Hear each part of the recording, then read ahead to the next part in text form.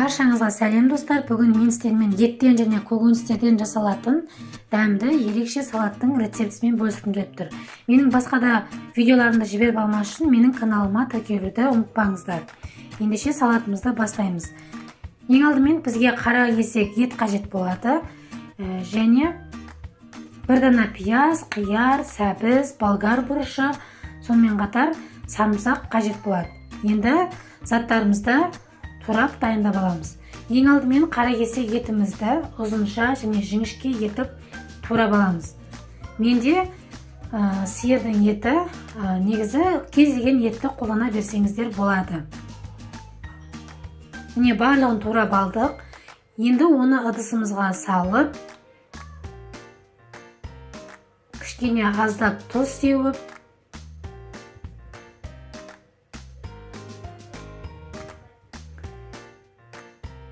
және 2 ас қасықтай соевый соус қосып, жақсылап араластырып, тоңазытқышқа 10-15 минутқа салып қоямыз.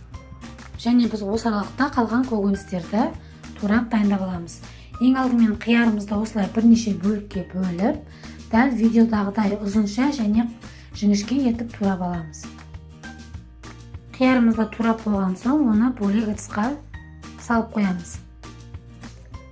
Және де болгар бұрышын дәл сол әдіспен ұзынша және жіңішке етіп турап аламыз. Менде бұл жерде 2 түсті болгар бұрышын алдым. Ол міндетті емес, кез келген болгар бұрышын қолдана берсеңіздер болады. Оны да барлығын турап болған соң бөлек ыдысқа салып қоямыз. Келесі бізде сәбіз, осындай сәбіз салатқа арналған үккіштен сәбізімізді өткізіп аламыз. Оны да бөлек ыдысқа салып қоямыз. Және сарымсақты да осылай сарымсақ езгіштен езіп, осылай дайындап аламыз. Және келесі бір дана пиязымызды осылай көлденеңінен ұзынша етіп турап аламыз.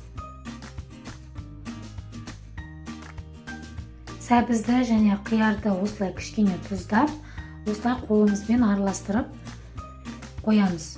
Ол не себепті десеңіздер, бойындағы артық суын шығарып тастау үшін.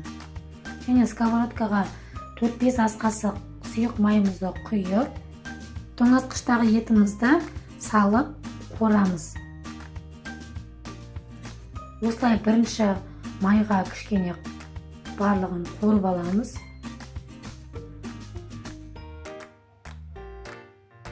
Осылай қуырылған соң, өзінің суына немесе кішкене су құйып, жарты сағатқа бұқтырып қоямыз.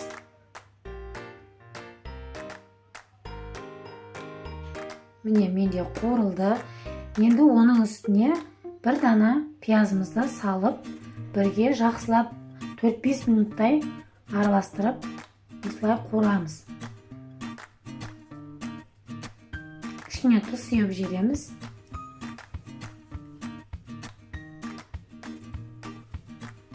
Және 1-2 минутқа пияздың суы шығу үшін осылай бетін жауып аламыз. Міне менде қуырылып болды. Енді оның үстіне болгар бұрышын қосамыз. 1 минуттай қуырып араластырамыз.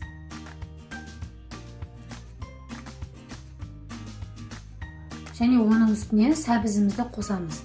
Артық суын алып қалыңыздар. Осыны шанышқының көмегімен араластырып, болгар бұрышы жұмсарғанша 4-5 минуттай қуырамыз. Енді қиярымызды суынан бөлек осылай ыдысқа салып аламыз. Артық суын бөлек алып қаламыз.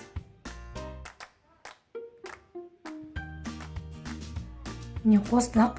Енді сковородкадағы көкөніспен етімізді осының үстіне саламыз.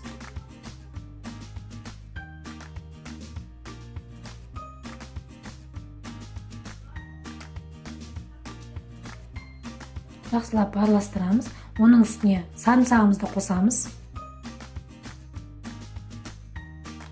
Және 1 шай қасық қант саламыз. және жарты шай қасық қызыл бұрыш саламыз. Және жарты шай қасық кориандр қосамыз.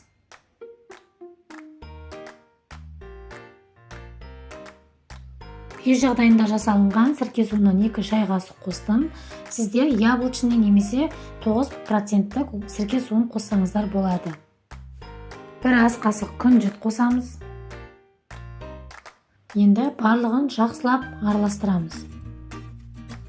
Және мен салаттың ащы болғанын қаладым, сол үшін тағы да жарты шай қасық қызыл бұрыш қосып жібердім. Енді ол өз қалауларыңызша. Енді салатымызды жақсылап араластырып, тоңазытқышқа 1-2 сағатқа қалдырамыз. Барлық дәмдеуіштер бойына сіңіп, біздің салатымыз дайын болады. Жасап көруге кеңес беремін. Өте дәмді болып шығады. Астарыңыз дәмді болсын.